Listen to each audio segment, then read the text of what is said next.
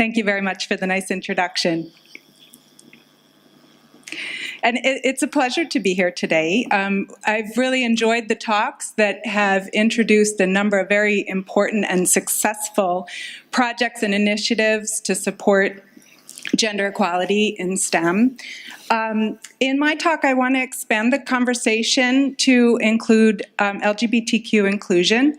And in other words, this is kind of an intersectional approach to sex and gender and sexual orientation in STEM. For the last 3 years, I've been working with the American Society for Engineering Education on a project to promote LGBTQ inclusion in STEM. And that's a project that I want to share with you today. If we step back to September 2013, I want to share with you a letter that was published in ASCE's PRISM magazine. And this was a letter written by a member who was a faculty member in engineering. And I'm going to read it verbatim because I think it's really important and it's kind of the basis for our project. It was sort of a catalyst for our project, let's say. So the title Is All Diversity Good? And this member said, I have been rather fascinated by diversity articles in PRISM and on the website, but is diversity in sexual preference good if the behavior takes 5 to 15 years off a person's life expectancy, if the behavior proliferates sexually transmitted diseases, if the behavior promotes a sexually promiscuous lifestyle, and if the behavior is addictive and abusive? We would do well to teach the truth about the homosexual, lesbian, bisexual, transgender lifestyle.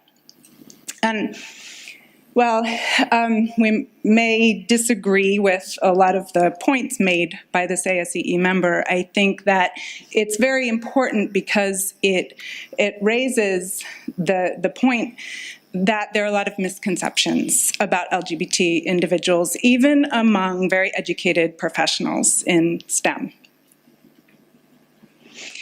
So I want to share, that was sort of the catalyst for our project, but I do want to share a bit of background information with you before I talk about the project that we're working on. So we have a problem.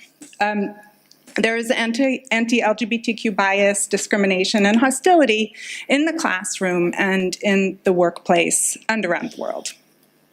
So in a survey of students and faculty around the United States, a lot of the data that I'm going to talk about comes from research done in the US, but I'll try to bring in global research where it was available.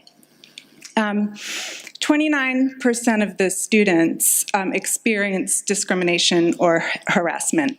37% were not comfortable in the classroom. And 30% of the students seriously considered leaving their institution because of the climate. In the workplace, 62% of employees in general hear homophobic jokes. More than half have to feel that they have to hide their LGBTQ identity at work. That's in the United States.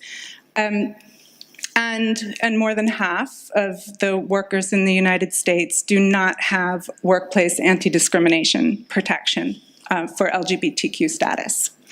Around the world, there are 10 countries where homosexuality is punishable by death, and there are 79 countries where homosexuality is illegal. So just looking at this map, the red countries are where homosexuality is punishable by death, and the pink countries show where it is illegal. And this lack of acceptance has serious implications in the global workforce. These are countries where global corporations have a presence, and the laws impact the workers. And this is important because there's a very compelling business case for LGBTQ inclusion, just like there is for inclusion of any demographic group. 22% of LGBTQ workers look to leave if the workplace is not inclusive. 70% of allies, of non-LGBTQ allies, would seek a company with an inclusive environment.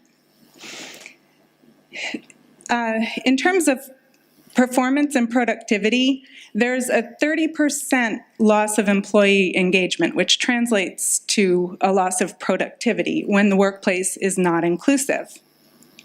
And around the world, between 8 and 51% of LGBTQ individuals are out in their workplace. So in other words, there are many who don't feel comfortable being open about their LGBT identity.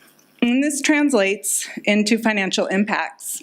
There was a study done that showed that in the United States, in a company of about a size of about 100,000 employees, they could save $9.4 million per year in recruiting and retention costs of employees by creating an inclusive environment. And also, companies that do have an LGBTQ inclusive environment have about a 10% better financial performance than companies that don't.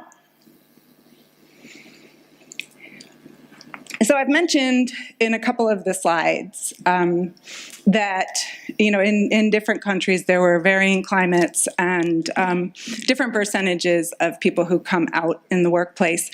And this is important because being out in the workplace is an indicator of the inclusiveness of the environment. So this slide shows a lot of data, but by country, you can see the differing percentages of individuals who are out about their LGBT identity in the workplace.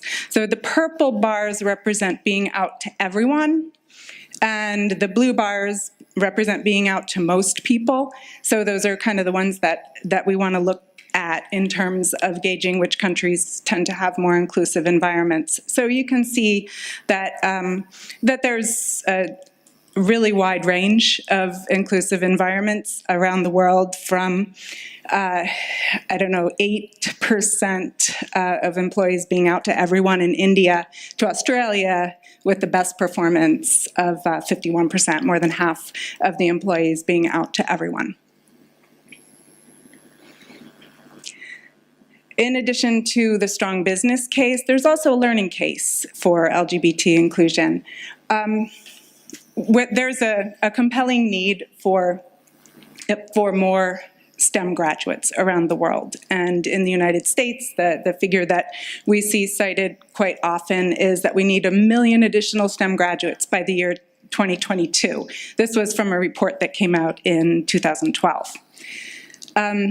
In the US, the most viable way to achieve this is by increasing the retention of the students we have. There are obviously other important ways to address this problem too, but in terms of increasing retention, if we look at why students leave, one of the key reasons that students leave STEM is the chilly climate.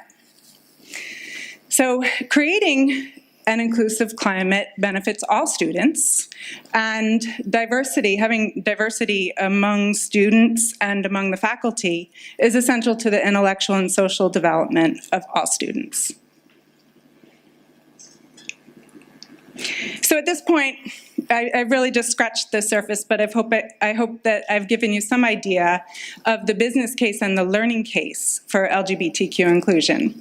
But I want to wrap up this section by talking about the last case, which might be the most important, and that's simply that it's the right thing to do. This was probably best articulated by Dr. Martin Luther King Jr. in talking about racial equality, where he said, there comes a time when one must take a position that is neither safe nor politic nor popular, but he must do it because conscience tells him it's right.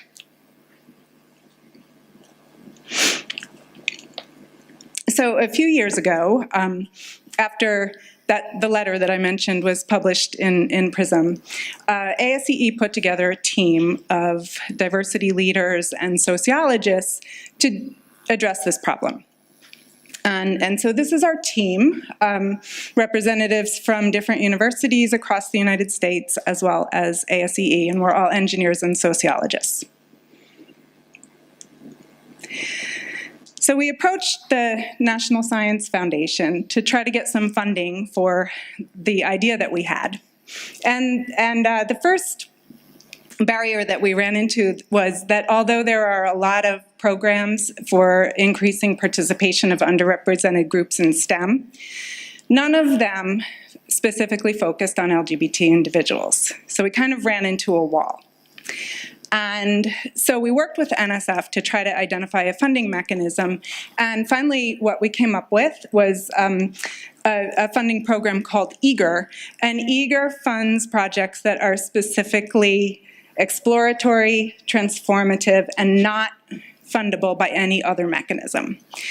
And we did successfully get the funding through the EAGER program for our project. And the approach that we took for our project was kind of a train-the-trainer approach to advance LGBT inclusion in STEM, and also do some research around LGBT inclusion and climate and culture that would inform the trainings that we were going to develop. So we sent out a call, and we established a network of about 20 people from across the country. These are all faculty members in academic departments in STEM disciplines. And they were all committed to advancing LGBTQ inclusion both in their departments and also within professional societies. And then we had the team of researchers looking at questions of STEM culture and identifying barriers to LGBTQ inclusion. We had 2 meta-trainers who trained our group of 20 faculty to become facilitators, to lead workshops, and also to advance LGBT equality in their home departments.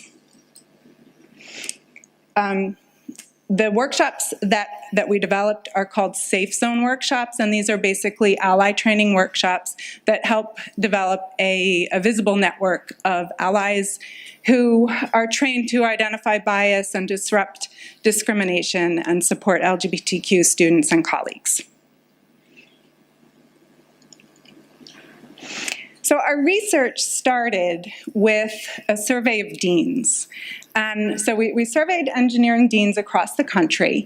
And interestingly, a lot of deans were aware of climate issues that specifically impacted LGBTQ individuals in their own departments. They were aware of these issues, and they were supportive of several specific measures to promote LGBTQ inclusion in their departments. But interestingly, their perception of faculty support for those initiatives was not as positive. So they thought that the faculty would resist those initiatives even if they supported them personally. So we thought that perhaps the deans are untapped allies who could help advance LGBTQ inclusion, and maybe we need to focus our efforts on raising awareness among faculty members. We also did a survey of LGBTQ students in STEM, and we got close to 2,000 responses. What we found was that LGBT students are more likely than women, underrepresented minorities, and their non-LGBTQ peers to report a chilly climate. And chilly climate was identified by several measures that reflected marginalization and a lack of respect, perceived lack of respect for their engineering work. There are serious personal consequences that were reported by these students that included emotional stress, difficulty sleeping, and exhaustion.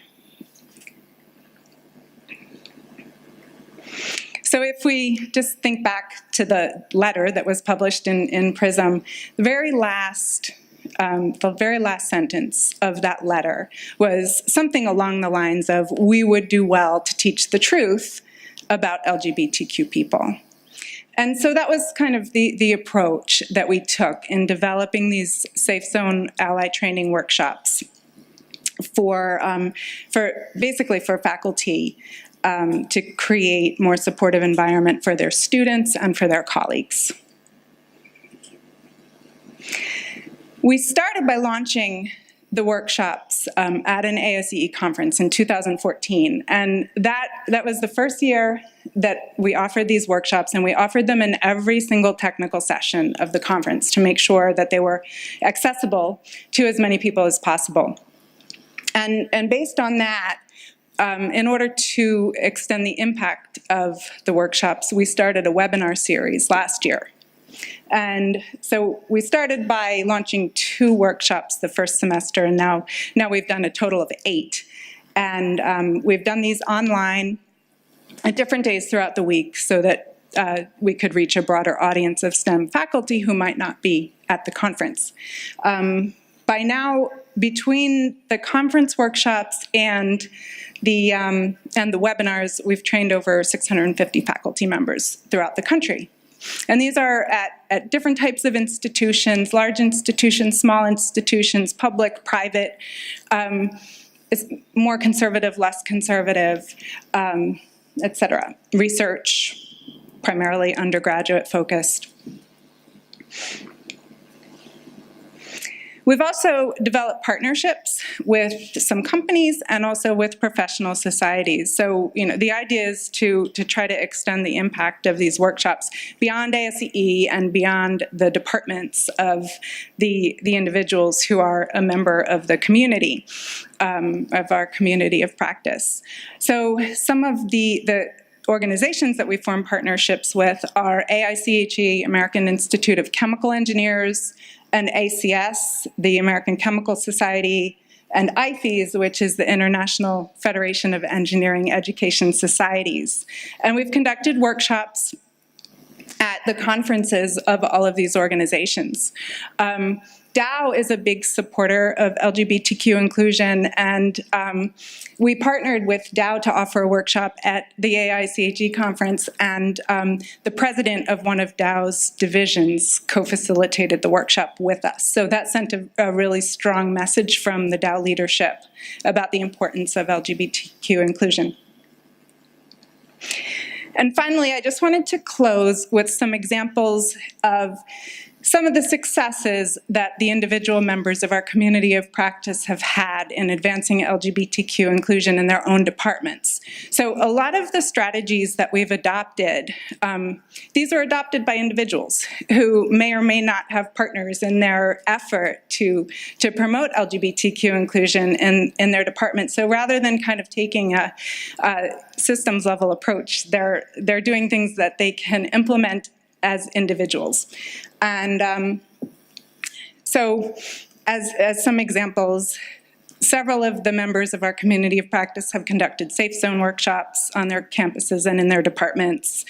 They've invited LGBTQ speakers who can serve as role models for LGBT students in their departments, implemented LGBT mentoring programs, and established alumni networks and scholarships.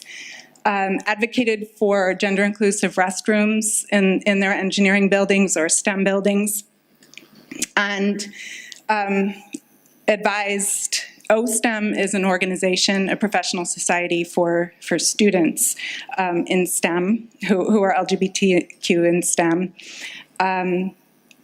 Implemented preferred name policies on their campus, which takes some advocacy work. And the last one I like as an example of sort of changing the culture a bit, there was a faculty member who had been with his department for 25 years, and his partner was finally invited to a holiday party just this last year for the first time. So that concludes my talk, and I'd be happy to answer any questions that you might have. Thank you so much, Dr. Stephanie Farrell, for sharing with us the work you've been doing, excellent work. Does anyone have any question or want to share some views on this subject? Yes, there's a, thank you. Hi, Eileen Traub from Penn State University. Thank you very much for this work. I am familiar with the incident that inspired this activity. So, my question is, institutions exist within a larger culture. So in the United States, we have unfortunately unleashed, parts of a culture where hate speech and hate behavior is now being given permission. So I'm just curious as to what your initiative might be doing in response or what has happened in the past year. Thank you. That's a great question. And so I think, one of the really important things that we've learned is that you really have to do what works in the climate that you're in. And so all of the individuals in our community of practice have kind of found different ways to work within their department to promote equality. And there are some practices that I think are pretty generalizable, but others that are very specific to the institution, the strategies that people take. We have spent a lot of time talking about the broader climate and the changes that we've seen in the United States. And I think that our group was able to provide a lot of support to each other because it was a pretty scary time and it still is, that we're going through. So I can't say that there's one thing that, that our group has done in terms of our profession, but that we've supported each other to try to take measures in our own departments, that doing whatever works in our own contexts. A question here from Dr. Charlie McComb. Congratulations, because I remember when that letter came out.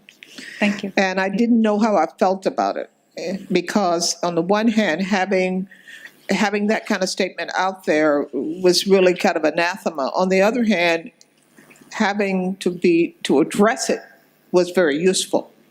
But the question I want to ask, it really relates to the fact that on the one hand, this is responding to the climate in which people are living, operating, and working.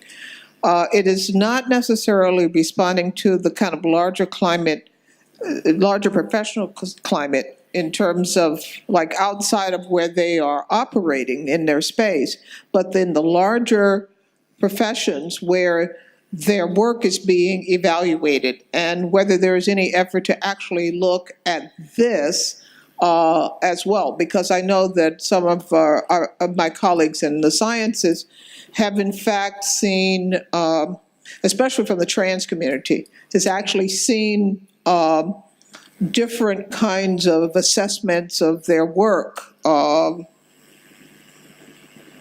in all of that. Yes.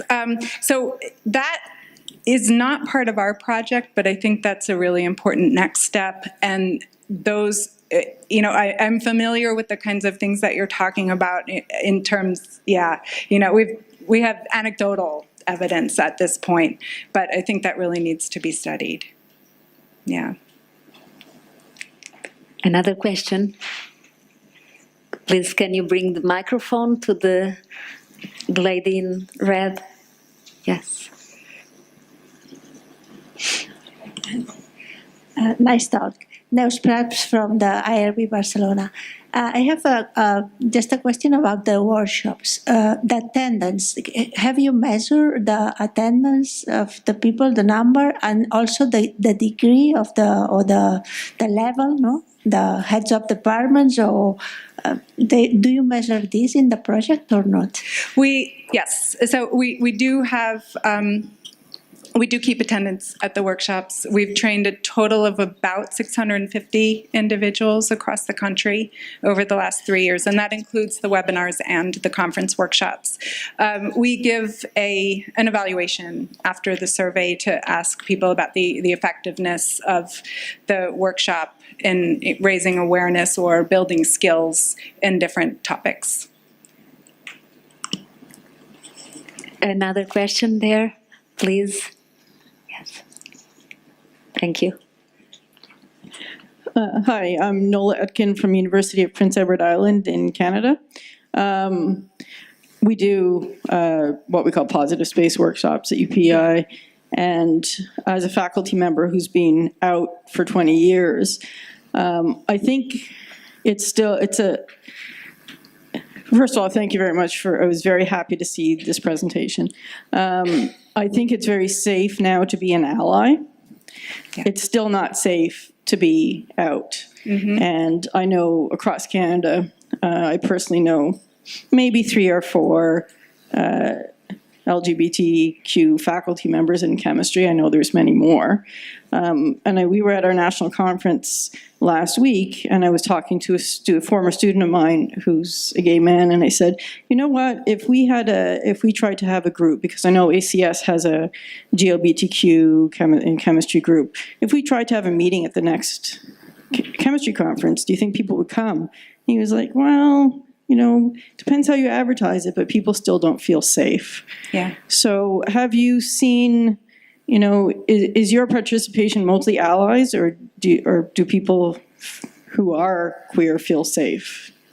That's a great question, and it's true. Yeah, there's a risk to being out. In our community of practice, which has now grown to about 35 people, I guess, total, it's mostly people from the LGBTQ community. There are a few allies. Yeah. Don't know if there is another question, or yes, that lady. So Jen Reinhardt from Northeastern University in Boston, USA. Thank you. It's the first time I've heard this addressed this way. So tell me what your next steps are, and tell me out of those 650 what they've actually done in their classrooms to make that safer for students to feel like it's okay to be out. Mm-hmm. Okay, so those two questions might sort of answer each other. So one of our next steps, I think, is to look at the impact. And this was a short project. We got the funding 2 years ago. So we don't have longitudinal data, and we haven't been able to track the impact of our work. So that is one of the next questions that we want to answer. We want to go back to those people who have been trained and ask, have you had the opportunity to use those skills that you learned in the workshop? And what have you done to create a more inclusive environment for LGBTQ students and colleagues? So I think that is one of our next steps. And then, we have other research questions that we're interested in looking at, but to continue, if we're lucky enough to have another phase of this project, then we would want to continue this sort of research action cycle where we're doing research that informs the activities that we're leading. Thank you so much. Thank you. I believe we can talk a little bit more in the break, because we are going to have a coffee and tea break. Just 30 minutes, and we'll be back to the last session. Thank you so much. Thank you. Thank you. Someone.